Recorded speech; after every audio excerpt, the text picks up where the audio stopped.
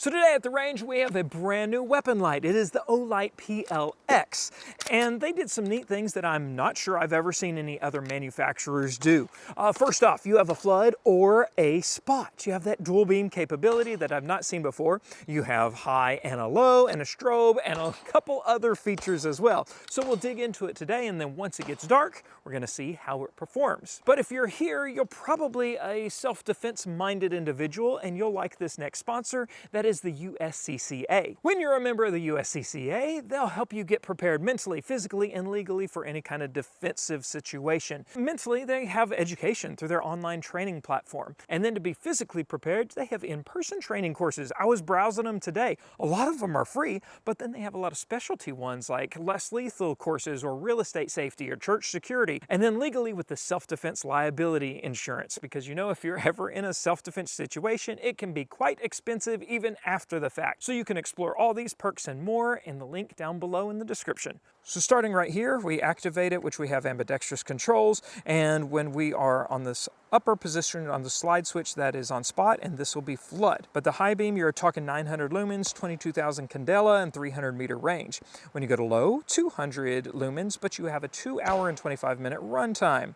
If we switch on over to flood on the high setting, that's going to be 1200 lumens, 33,000 candela, and 115 meter range. Going to low, 300 lumens with a run time of 1 hour and 55 minutes.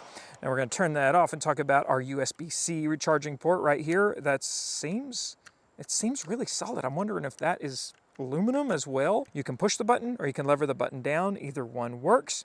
And you have a small little LED light that'll pop up when you first turn it on. That'll tell you your battery. It's your battery indicator as well as your charge indicator. Now we do have a screw tension that holds it onto the rail, but the really neat thing about this, you don't have to go and buy aftermarket rails. Like my Streamlight, when I wanted to mount it on a different gun, I had to go spend 30 bucks. No, the Olight comes with everything because you'll have a key slot. This is the Glock. And we also have a 1913 rail that we can put in.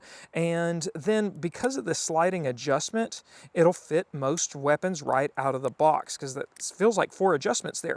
So I always put it on the furthest back one, drop it into the locking lug of the pistol, and then pull it snug against the the trigger guard, and then just tighten it up. And if you leave this tool, I found out that this slot really fits a rim of a 9mm casing just fine. As far as functions, you double tap for high and low, and then you can hit both buttons on both sides at the same time for a strobe, or we can triple tap, and that will go into another strobe mode. But there's a different mode itself that you can program in.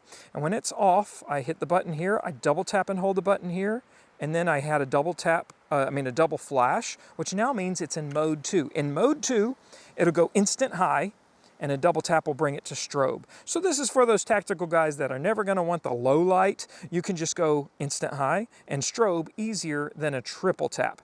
So I like mode 1 though, because I like the low light sometimes, because 900 lumens is more than I need at times. So I'm gonna hold this down, double tap hold this side, and now we have one flash, so now I have low and high.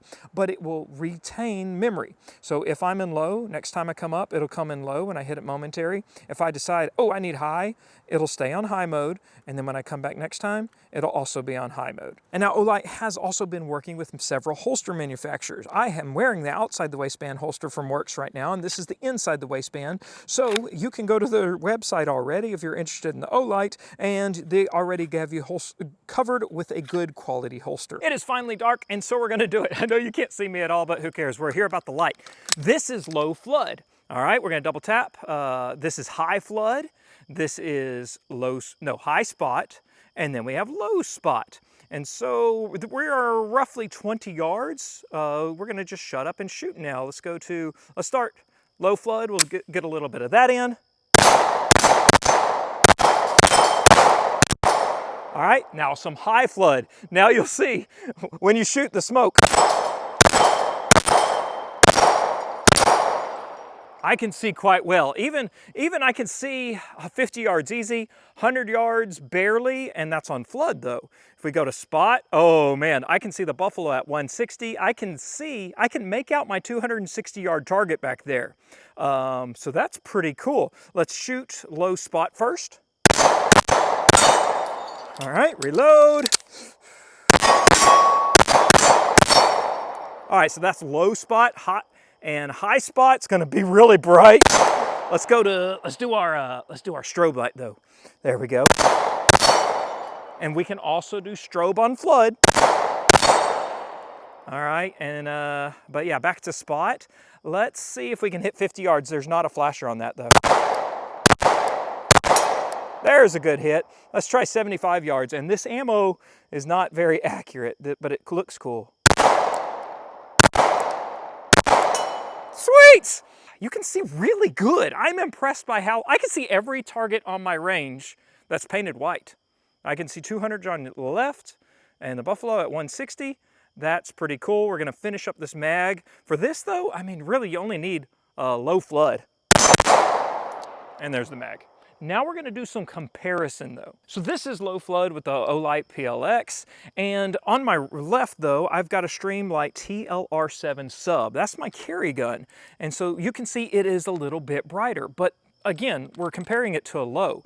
The beams flood are about the same, but here's high beam on my PL-X, and you can tell it looks like it's more of a flood, but brightness is about the same, but you have a tighter flood with the PLR7. However, when I switch to high spot, that's something that the TLR on the left here does not have. So shining right now is kind of disappointing. This is a Streamlight TLR1S. So we do have a strobe function on this, and it looks pretty dim compared. Okay, this is low flood on the Olight, that's high flood.